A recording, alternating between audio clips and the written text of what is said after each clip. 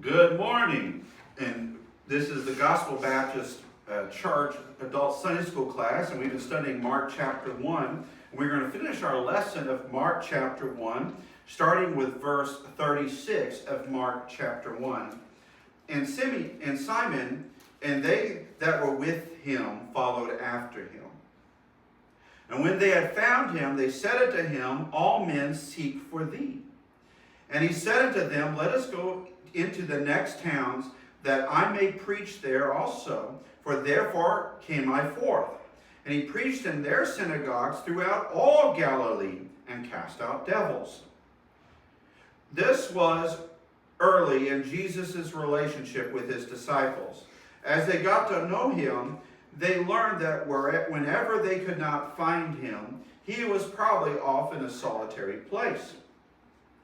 You know, the truth is, as a person that works with people all day long, when I come home, I don't want to deal with people.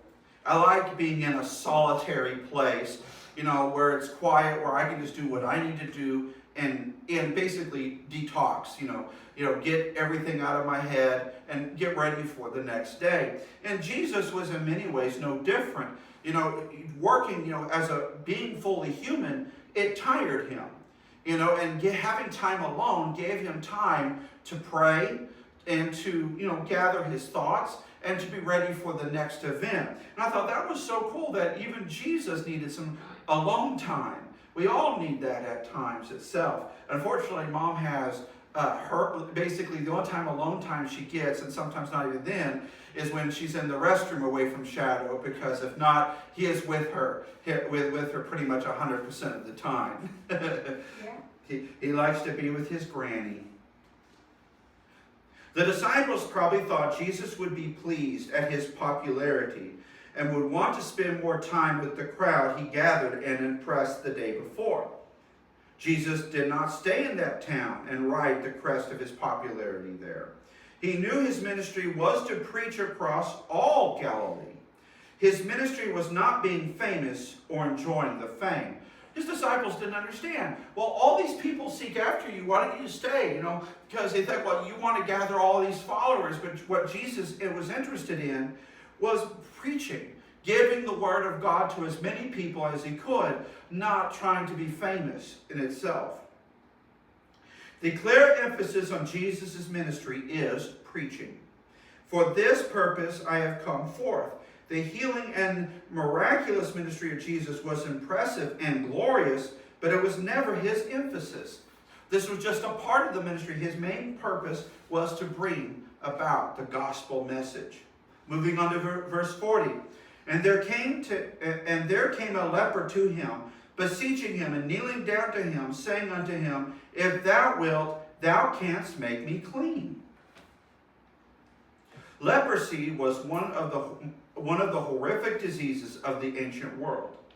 Today, leprosy still afflicts 15 million people across the world, mostly in third world nations, where sanitation is really low, where they don't have access to hospitals. Because even in the United States, you hear once, especially in the more tropical parts, you know, like in Florida or along the coast where it's really warm, something like the coast of Texas, you'll hear about somebody getting leprosy. But we have medicines and we have things that help cure it and manage it, whereas in other parts of the world, they don't have those things. Leprosy begins as small red spots on the skin. Before too long, the spots get bigger and start to turn white, with a shiny or scaly appearance. The spots soon spread over the body and hair begins to fall out, first from the head, then even from the eyebrows. And as things get worse, fingernails and toenails become loose. They start to rot and eventually fall off. Then the joints of the fingers and toes begin to rot and fall off piece by piece. Gums begin to shrink, and they can't hold the teeth anymore, so each tooth is lost. Leprosy keeps eating away at the face until the nose, the palate, and even the eyes rot. And the leper wastes away until he or she dies. That's a pretty awful way to go. As horrible as the physical suffering was, the worst part of leprosy might have been the way people were treated, the way the people treated the leper. In the Old Testament, God said when when there were lepers among the people of Israel, they should be carefully quarantined and examined. Lepers had to dress like people who were in mourning for the dead, because they were considered to be the living dead. They had to warn the people around them by crying out, "Unclean, unclean," whenever people were near them. This was not because leprosy was highly contagious. It was because God used the disease as a striking example of sin and its effect on us. The people of Jesus' day went further than the Old Testament told them to, though. Back then, they thought two things about a leper. You are the walking dead, and you deserve this because this is the punishment of God against you. Jewish custom said that you should not even greet a leper. Custom said you had to stay 6 feet, at least 2 meters away from a leper. One rabbi bragged that he would not even buy an egg on a street where he saw a leper. Another boasted that he threw rocks at lepers to keep them from him. One other rabbi didn't allow a leper to wash his face. Speaking of the man who asked Jesus if that he could cleanse him, knowing how terrible the disease was, it does not surprise us that this leper was so desperate in his approach to Jesus. The leper really believed in the power of Jesus and had confidence that Jesus could heal him. This shows that the leper had great faith because, as far as we know, Jesus had not yet healed a leper in his ministry. In that day, everyone knew only God could heal a leper. There was no cure. And no one just got better. A leper could never get better without a direct healing from God. The leper knew what he needed from Jesus. He didn't ask to be healed, but cleansed. The leper needed much more than healing. Whatever you think you need from God, what you most need from Jesus is cleansing. To be cleansed from sin and a life lived for self. Moving on to verse 41. And Jesus, moved with compassion, put forth his hand and touched him, and said unto him, I will, be thou clean. And as soon as he had spoken, immediately the leprosy departed from him, and he was cleansed. And he straightly charged him, and forthwith sent him away. And saith unto him, See thou say nothing to any man, but go thy way, show thyself to the priest, and offer for thy cleansing those things which Moses commanded, for a testimony unto them. But he went out and began to publish it much, and to blaze abroad the matter, insomuch that Jesus could no more openly enter into the city, but was without in the desert place, and they came to him from every quarter. We often are moved with compassion when we meet sick people, but lepers usually did not arouse compassion. Their whole appearance was too repulsive, and they usually made people feel disgust instead of compassion. Luke says this man was full of leprosy, meaning that the disease was in the advanced stages. This whole man's body and life was rotting away. Jesus healed many people many different ways, but here he chose to heal this man with a touch. He could have spoken a word or even just thought a thought and the man would have been healed, but Jesus used a touch. This was important because people were forbidden to touch this man on account of his leprosy.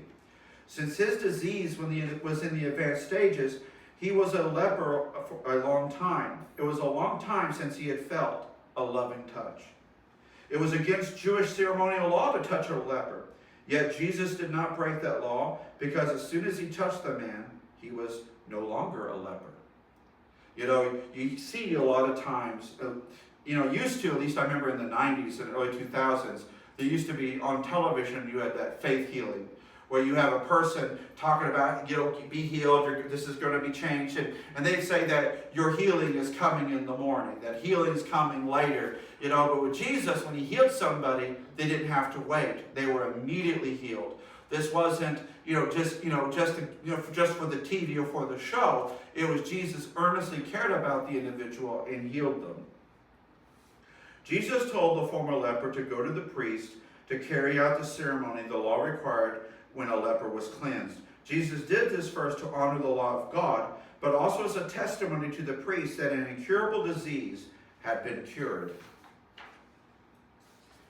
The elements used in the Levitical ceremony for cleansing a leper was cedar wood.